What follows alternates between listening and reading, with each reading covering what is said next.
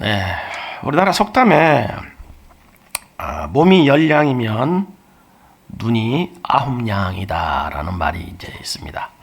그만큼 이제 우리도 몸에서 이제 눈이 하는 역할이 이제 크다는 그런 이제 의미가 될 텐데요. 그렇기 때문에 시각 장애를 가지고 있는 분들은 일반인들이 생각할 수 없는 그런 여러 가지 불편을 일상 속에서 이제 겪게 되는데요.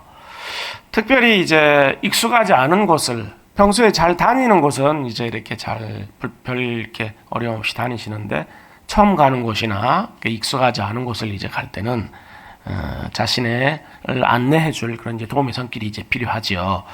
그래서 요즘에는 이제 맹인 안내견 여러분들 이제 보셨죠? 그렇게 맹인 안내견들을 이제 분양을 받아서 그 이제 강아지들이 앞에서 이렇게 인도를 해가는 그런 모습들을 자주 보게 되는데요. 그런데 이제 이 맹인 안내견을 분양받기가 쉽지 않다 그래요. 그 지역의 안내견 훈련 기관에 가서 이제 신청자 작성하면 그때 이제 면접도 봐야 되고 또 여러 가지 테스트를 거쳐가지고 적격하다고 판단이 되면 그때 이제 입양을 이제 할 수 있게 된다고 이렇게 하는데요. 근데 이제 뭐 그럴 일은 절대 없겠지만 그렇게 어렵게 이제 분양을 받은 그 이제 맹인 안내견이 만약에 똑같이 시각 장애를 가지고 있다면 이제 어떻게 될까요? 시각 장애인이 그 맹인 안내견을 의지하고 밖으로 나가는 순간 뭐 어떤 일이 벌어질지는 이제 불보듯 이제 뻔한 것이 아니겠습니까? 그런데 그렇게 절대 있어서는 안 될 일이 일어났다라고 오늘 본문에서 예수님이 지금 말씀을 하고 계십니다.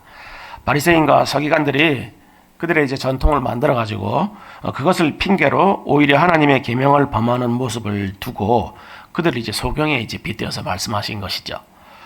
그렇게 그들의 그 가르침을 따라가는 것은 소경이 소경을 따라가는 것과 마찬가지라고 이제 이렇게 책망을 하신 것인데요.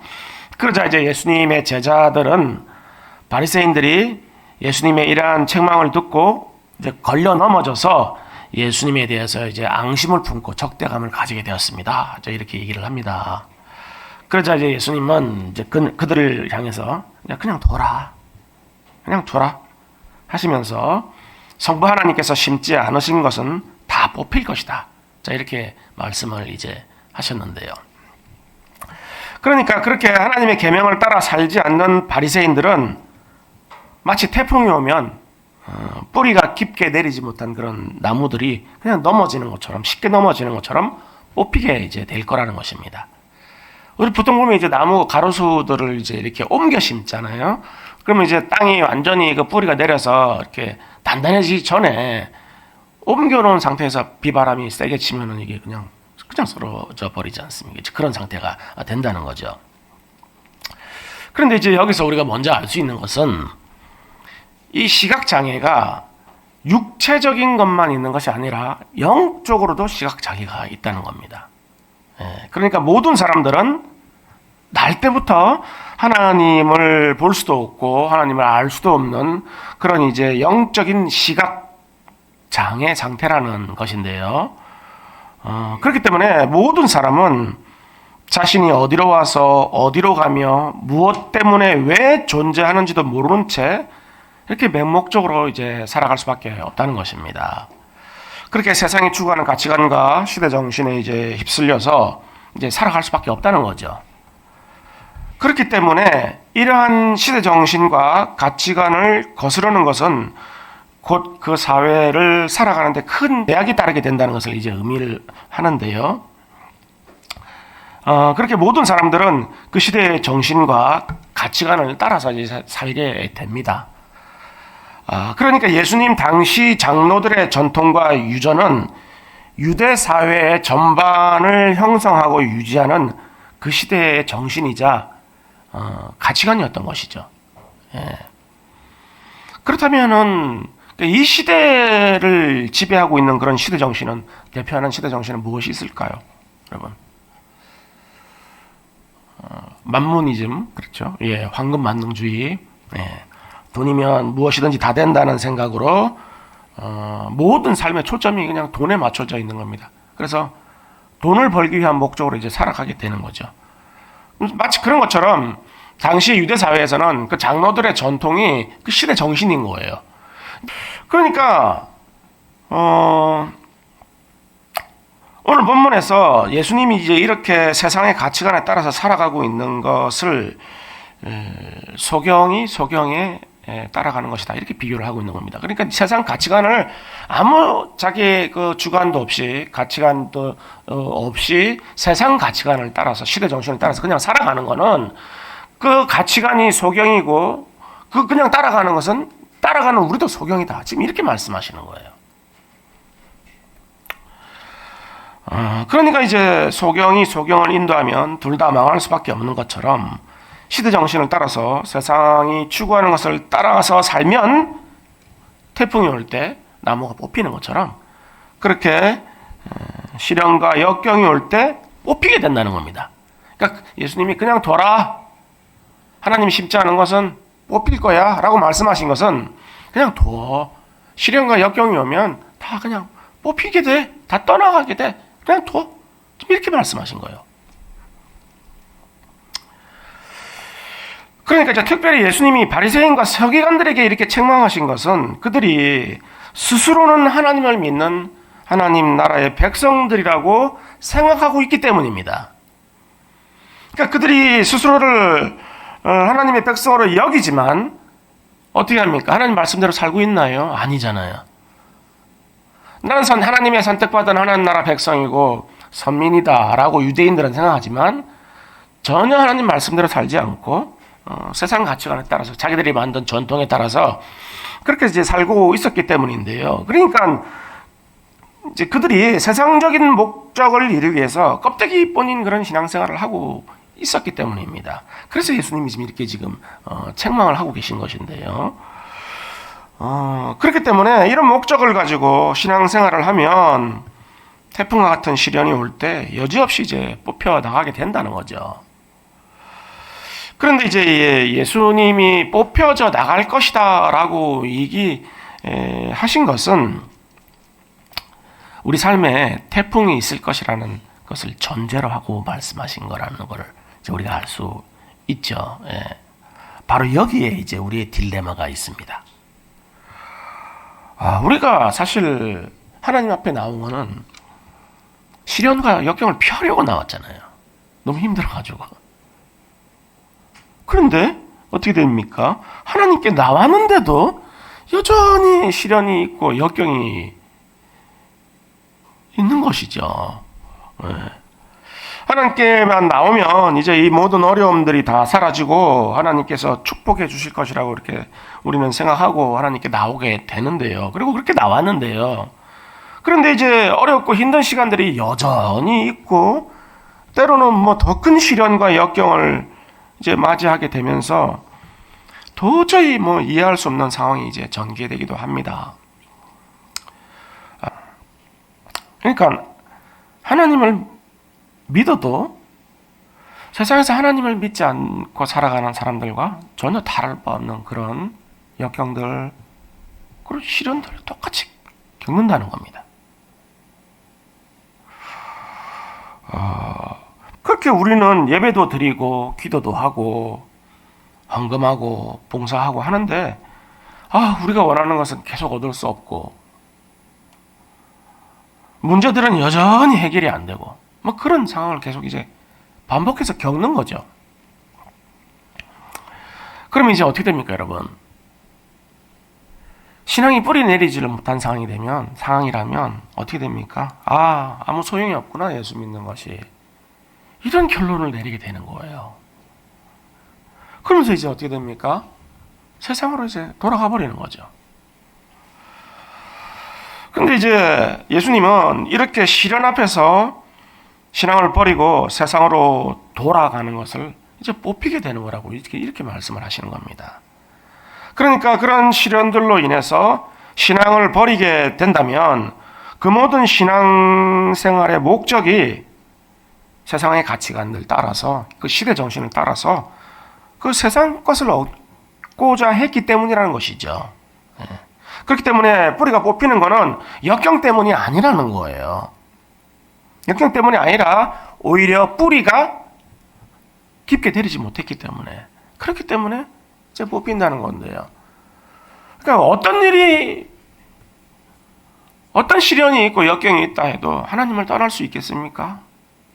못 떠나죠. 예. 죽을 때 죽더라도 하나님 품 안에서 죽겠다는 거죠. 우리는 그 뿌리가 그렇게 내려줘야 된다는 거예요.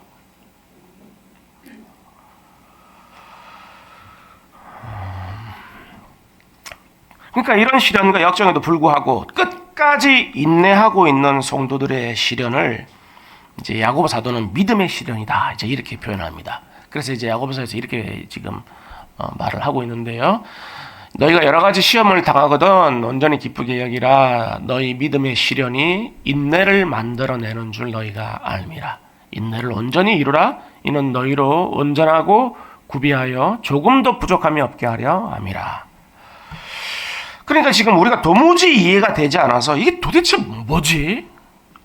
어떻게 이런 일이 있나? 이거 어떻게 해야 되지 이제? 그런 상황 가운데서도 끝까지 믿음으로 인내하고 있는 것이 그게 믿음의 시련이라는 거예요. 그렇기 때문에 하나님의 사람으로 산다는 것은 이렇게 이해되지 않는 역경과 시련을 견디고 인내하고 참고 기다리는 그런 긴 과정이라는 겁니다. 그렇게 이러한 믿음의 시련은 우리로 하여금 인내할 수 있는 사람이 되게 만든다는 것인데요. 그리고 그 인내는 결국 우리를 어떻게 한다는 것입니까? 온전하고 부족함이 없는 사람이 되게 한다는 것인데요. 그러니까 이 인내라는 것은 뭡니까? 지금 이 상황으로 인해서 죽이 되든 밥이 되든 죽든지 살든지 나는 하나님 안에 있을 것이고 하나님 인도하신 대로 따라가겠습니다. 그렇게 결단하고 하나님을 딱 떠나지 않는 거예요. 그게 있네요, 그게.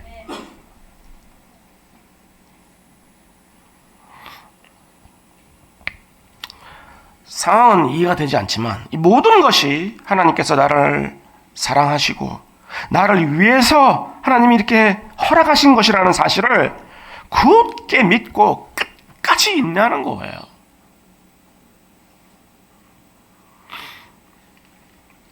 이해가 되지 않는 거죠. 이해가. 문제는. 여러분 학창 시절에 여러분들 가장 괴롭혔던 과목이 뭐였습니까, 여러분? 수학이죠. 예. 수학 아닌 분 계십니까? 예. 수학이죠. 이구동성으로 수학. 초등학교 때부터 포기하신 분들은 좀 덜 힘드셨을 것 같아요. 그래도 어떻게든지 해보려고 했던 분들은 이 수학을 도대체 이걸 왜 해야 되나? 그것도 모르고 그냥 열심히 합니다. 열심히 다 하고 다 공감하시죠? 여러분들 지금 다 웃고 계신데 재미도 없고 그렇죠? 그것도 웬만큼 한다고도 성적도 안 나와 이거는. 그런데다가 도대체 쓸모도 없어 보여 전혀. 미분 족분이 어디다 갖다가 써먹습니까 이거를?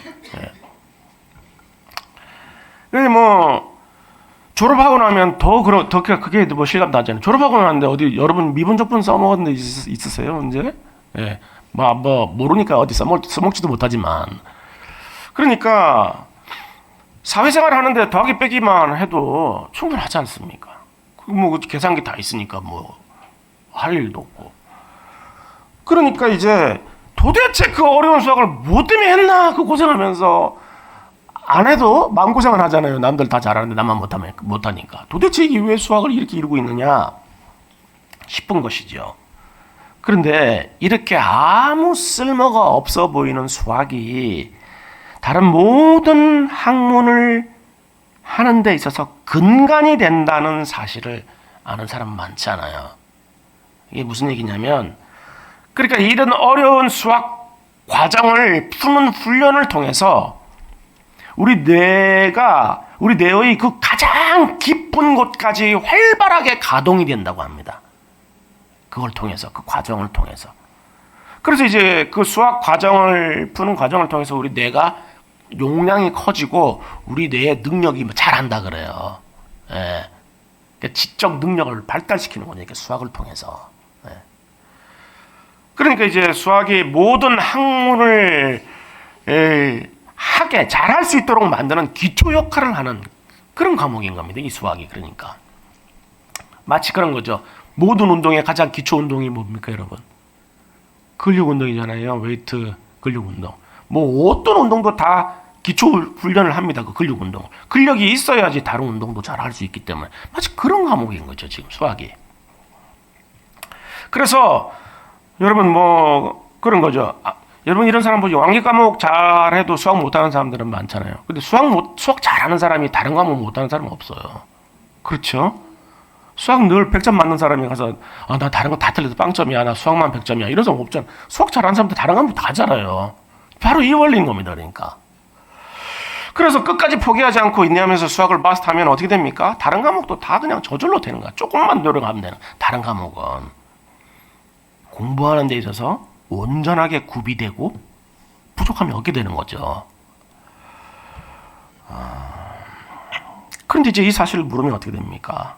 아무 쓸모없는 수학을 왜 도대체 이렇게 해야 되나 하면서 불평이 계속 나오게 되고 결국은 이제 수포자가 되는 것인데요.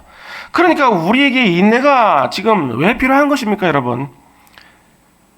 몰라요. 이 의미를. 이해가 안 돼요, 상황이. 그리고 수학을 왜 해야 되는지 이해가 안 되는 것처럼 모르는 거예요, 지금 이게. 그러나 그것을 통해서 하나님께서 우리에게 가장 좋은 것을 주신다, 우리에게 유익을 주신다는 사실을 딱 믿고 붙들기 때문에, 그것이 하나님의 사랑이라는 사실을 알기 때문에 우리는 견뎌낼 수 있는 겁니다. 오히려 수학보다 쉬운 거예요. 수학은 그런 믿음이 없잖아요. 그게 될 것이라는 믿음이. 아무리 해도 어떻게 될 것이라는 믿음이. 그렇기 때문에 우리는 끝까지 견뎌내고 인내해야 할 필요가 있는 겁니다. 그러면 하나님께서 우리에게 이런 훈련과 연단을 통해서 주시고자 하는 것이 도대체 무엇이냐는 거죠. 도대체 뭘 주시려고 우리를 이렇게 힘들게 하시는가 하는 거죠, 지금. 여러분들 뭘 받고 싶으십니까? 뭘 기대하고 계십니까?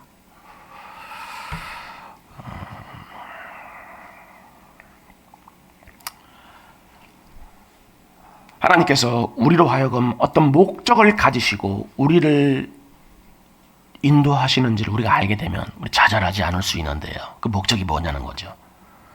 우리는 이 목적을, 하나님의 목적을 히브리서를 통해서 우리가 엿볼 수 있습니다. 너희가 참음은 징계를 받기 위함이라 하나님이 아들과 같이 너희를 대우하시니 어찌 아버지가 징계하지 않는 아들이 있으리요. 여기서 이제 징계라고 표현된 단어가 우리는 징계라고 번역을 했는데 이 파이디오라는 헬라어인데요. 원어가 이게 뭐냐면 아이를 훈육하다라는 의미가 있어요. 아이를 훈육하다. 그러니까 뭡니까? 하나님께서는 자식을 키우고 계신 거예요. 예. 자녀를 키우고 계신 거예요, 지금. 그러니까 아버지가 아이를 훈육하지 않으면 버린 자식이잖아요, 지금. 그 의미를 얘기를 하고 있는 겁니다. 그러니까 우리가 참고 인내하고 견뎌내고 있는 과정을 통해서 하나님의 이름에 걸맞는 하나님의 자녀로 하나님께서 지금 자라게 하신다는 겁니다, 지금.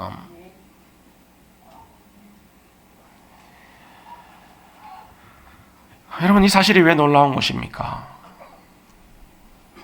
하나님은 본질적으로 우리와는 다른 분이시잖아요. 창조주시잖아요. 우리는 뭡니까? 피조물이잖아요. 존재론적으로 그분의 자녀가 될 수가 없어요. 우리는 그냥 피조물이죠. 잠깐 있다 사라지는 피조물일 뿐인데 우리를 창조주이신 하나님의 자녀가 되게 하시기 위해서 지금 우리를 그렇게 인도하신다는 겁니다.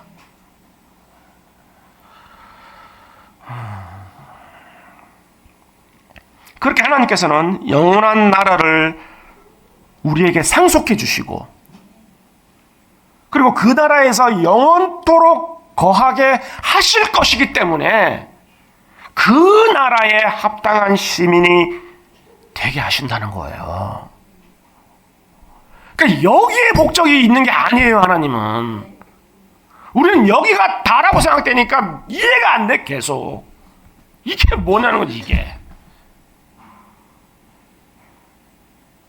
하나님은 어디에 목적이 있으신 겁니까? 영원한 나라.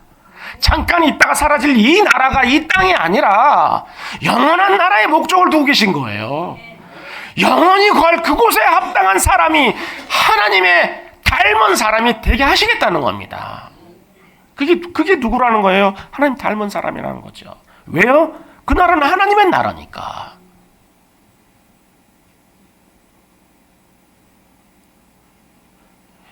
이 차원에서 이해하지 않으면 우리 삶을 이해할 수가 없습니다. 우리는 그냥 계속 미적분 풀고 있는 거예요. 계속 풀 수 없는 미적분 계속.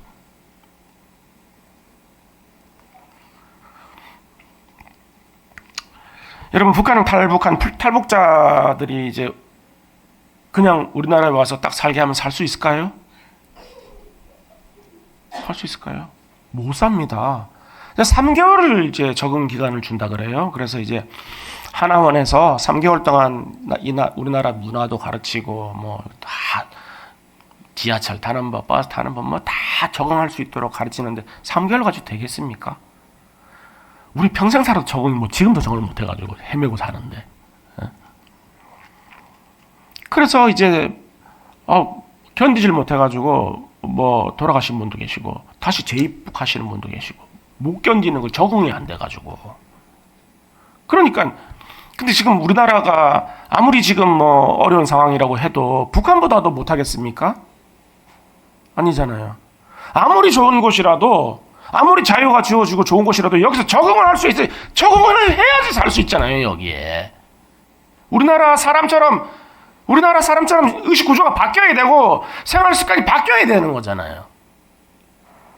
근데 북한에 있는 생활 습관이 배어 있는 분들은 안 바뀐다는 거예요, 이게.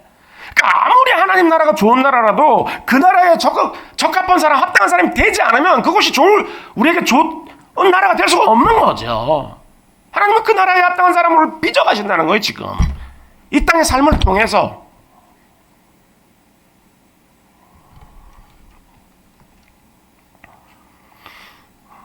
그렇기 때문에 하나님께서는 우리가 이 땅에서 성공을 하고 뭐 업적 남기고 복 받아서 잘 먹고 잘 살고 뭐 오래 살고 거기에 목적이 없으세요, 하나님은. 뭐 오래 사는 것이 가장 큰 복이면 예수님은 200살까지 살다가 하나님 나라 가셔야죠. 하나님 목적은 뭡니까? 그 나라에 합당한 사람, 영원한 나라에 합당한 사람, 그리고 그 나라에 가장 합당한 사람은 하나님을 가장 닮은 사람, 하나님 닮은 사람을 만들어 가시는 겁니다. 사람은 하나님의 형상으로 지어졌기 때문에. 하나님의 형상이라는 게 뭡니까, 여러분? 하나님의 형상으로 지어졌다는 얘기는 그냥 하나님을 닮았다는 거예요, 그냥 사람은. 그런데 그 형상이 아담의 죄로 인해서 파괴되었잖아요. 그 형상을 다시 회복시키고 있는 거예요, 우리를.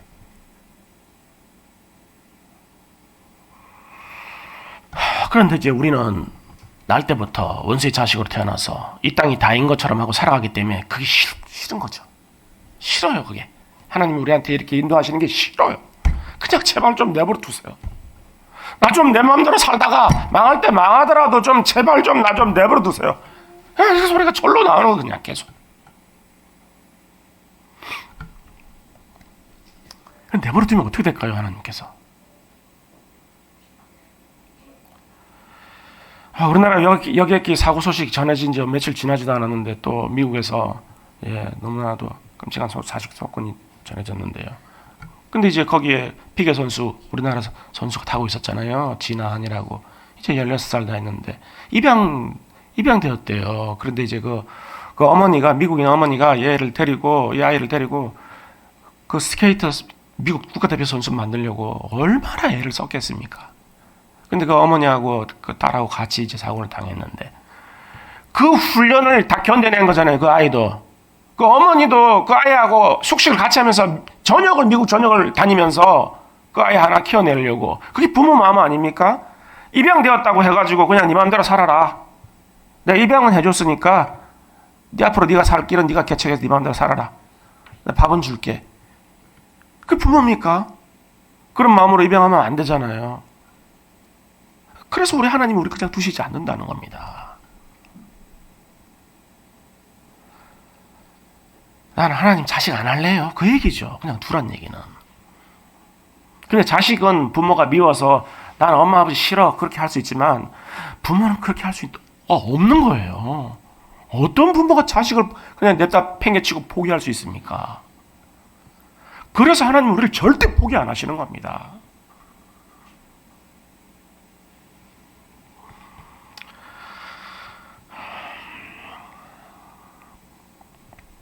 그렇게 우리는 그냥 늘 그냥 우리 마음대로 안 된다고 삐져서 그냥 입이 이만큼 나와가지고 불평불만하고 살면서 그러다가 이제 때로는 하나님을 그냥 떠나버리고 신앙 버리고 그러기도 하지만 그렇게 떠날 수 있습니까? 돌아졌다가도 돌아오지요. 갈 데가 그밖에 없는데 하나님 집밖에 없어 집에. 여러분 어린 시절에 가출해 보셨습니까? 갈 데가 집밖에 없어요. 나가서 고생해도. 죽이 되든 밥이 되든 다 타가지고 누룽지가 되든 그 안에 있어야 되는 거예요. 그 안에. 그렇게 하나님께서는 우리로 하여금 가장 하나님을 닮은 하나님의 자녀로 키워내시고야 마는 것입니다. 그렇기 때문에 하나님의 자녀들에게 있어서 이 땅에서 얼마나 많이 벌고 성공하고 얼마나 높아지고 얼마나 오래 살고 이런 것에 삶의 의미를 두어서는 결코 안 됩니다. 그러면 넘어질 수밖에 없어요. 그러면 뽑힐 수밖에 없어요. 태풍이 불 때. 오히려 얼마나 더 인내할 수 있고 얼마나 더 견뎌낼 수 있고 얼마나 더 참아낼 수 있고 얼마나 더 기다릴 수 있느냐. 그래서 얼마나 더 하나님을 닮아갈 수 있느냐. 거기에 우리 목적이 있어야 된다는 겁니다. 거기에 우리 소망이 있는 거예요.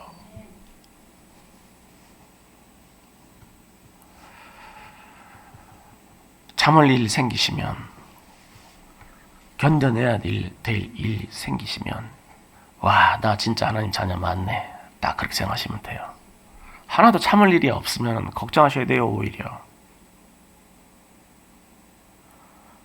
견뎌내면 견뎌낼수록 더 정금으로 내가 지금 빚어지고 있는 것이다. 딱 소망을 가지셔야 되는 겁니다. 그렇게 하나님을 닮아가면 갈수록 그것이 우리에게 가장 복된 것이고 가장 유익한 것이며 가장 영광스러운 것이기 때문인데요. 왜입니까 여러분? 왜 그런 것입니까? 하나님 한 분만 완전한 만족 속에 계시고 하나님 한 분만 온전한 기쁨을 누리시는 분이시며 완전한 행복을 소유하고 그 모든 영광과 존귀 가운데 계시는 분이기 때문이에요. 그러니까 우리가 하나님을 닮아간다는 건 뭡니까? 그 만족을, 그 기쁨을, 그 소망을, 그 영광을 우리도 누리게 된다는 거죠. 닮아간다는 거는 하나님이 그런 분이시기 때문에.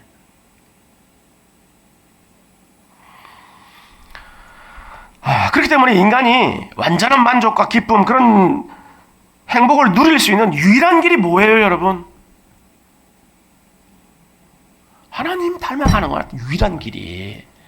다른 곳에서 우리는 행복을 찾지만 없어요. 다 거짓말이에요. 다 다른 거는. 인간이 유일하게 행복할 수 있는 길은 하나님 닮는 것밖에 없어요. 왜죠? 완전한 행복 가운데 있는 분은 하나님 한 분밖에 없기 때문입니다. 그래서 하나님 우리를 닮아가게 하시는 거예요. 그 좋은 것을 주시기 위해서.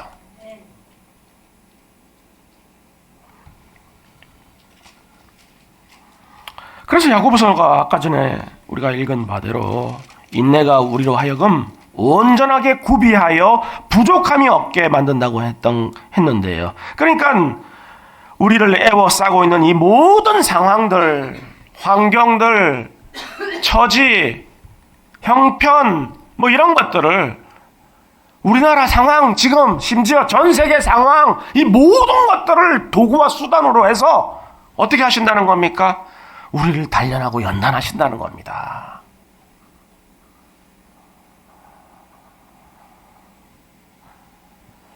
그렇게 우리를 위하신다는 거예요, 그게.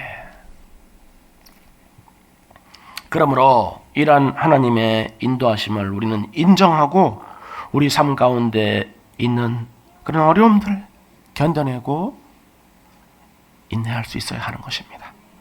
때로는 도저히 이해할 수 없는 것 같고, 때로는 너무나도 고통스럽고, 때로는 더 이상 견딜 수 없을 것 같은 일들을 통해서 하나님께서는 우리를 인간이 견제할 수 있는 가장 높고 고귀한 경지로 우리를 인도하고 계시는 것입니다.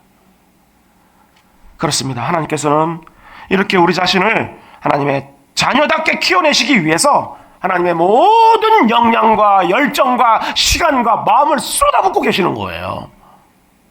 그냥 이렇게 보고 계시는 게 아니에요. 전심을 다 쏟아부으면서 우리를 그렇게 키워가고 계신 거예요.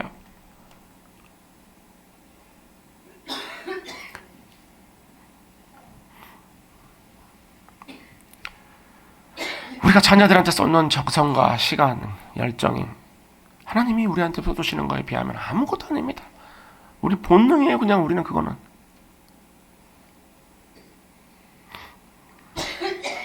사랑하는 성도 여러분, 지금 혹시 감당할 수 없는 일들로 인해서 남몰래 눈물 흘리고 계신 분은 없으십니까? 더 이상 견딜 수 없어서 다 포기하고 싶은, 다 놓아버리고 싶은 그런 마음을 가지고 계신 분은 안 계십니까? 그렇다면 오늘 설교자를 통해서 하나님께서 여러분들에게 선포하신 말씀 굳게 붙드십시오. 그것이 여러분들이 하나님의 자녀이기 때문에 그런 것입니다. 그리고 하나님 앞에 엎드리십시오. 하나님, 새 힘을 주십시오. 인내할 수 있는 힘을 주십시오. 하나님, 견뎌낼 수 있도록 하나님 붙들어 주십시오. 기도하십시오. 하나님, 새 힘을 부어주실 겁니다. 여러분들이 인내할 수 있도록 하나님께서 도우실 겁니다. 하나님께서 붙들어 주실 거예요. 그러니 조금만 더 힘을 내세요. 조금만 더 견뎌내세요. 조금만 더 인내하십시오. 그리고 하나님께서 여러분들을 얼마나 아름다운 인생으로 빚어내실지 소망하시고 기대하십시오. 하나님의 열심은 여러분들을 가장 존귀하고 고귀한 하나님의 사람으로 반드시 만들어내고야 말 것입니다. 이것이 하나님께서 이 세상을 창조하신 그리고 다스리시는 목적이자 기독교 신앙의 본질인 것입니다. 이 시간 이러한 하나님 아버지의 마음을 헤아려서 끝까지 인내함으로 마침내 하나님 나라에 둘도 없는 그런 고귀하고 아름다운 그런 명품 인생으로 빚어지는 여러분 모두가 될 수 있기를 주님의 이름으로 간절히 축원하겠습니다.